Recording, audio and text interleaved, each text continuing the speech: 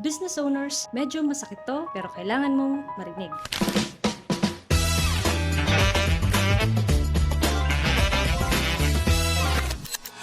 Kung aircon dealer ka na kumukuha ng kliyente sa kapwa mo dealer dahil lang mas mura ka, hindi diskarte ang tawag dyan. Nagiging part ka pa ng problema kung bakit unti-unting nasisira ang industriya. Yes, mabilis ang benta pag binagsak mo ang presyo. Pero aminin natin, binabagsak mo rin ang quality ng installation service at value ng ating produkto. At yan ang negosyong madalas walang kinabukasan. Pang short term lang, isang bayad, isang install, tapos takbuhan na pag may problema. Sa totoong negosyo, hindi presyuhan ang labanan, kundi tiwala at puhunan. Ang tiwala, hindi lang nabibili sa promo at discount. Ang legit contractor, hindi palaging palaban sa presyuhan, palaban sa pananagutan. May lisensya, may training, may tamang design, at higit sa lahat, hindi nawawala pagkatapos ng bayad. Hindi ito tungkol sa yabang. Hindi rin ito tungkol sa pagalingan. Ito ay tungkol sa prinsipyo at respeto sa industriya. Kung ang paraan mo para manalo ay mang-agaw ng sub-dealers or kliyente ng iba, baka hindi ka dapat manalo. Sa tamang negosyo, hindi ka nangaagaw, nagpuposition ka. Hindi ka naninira, nag-educate ka. Hindi mo sinisira ang presyo para piliin ka, tinataas mo ang value para respetuhin ka. License, trained engineers, authorized dealer, ibig sabihin, may standards, may accountability, at may reputasyon kang pinupusta sa bawat install. Dito sa Pilipinas, mabilis lang kumalat ang mga kwento.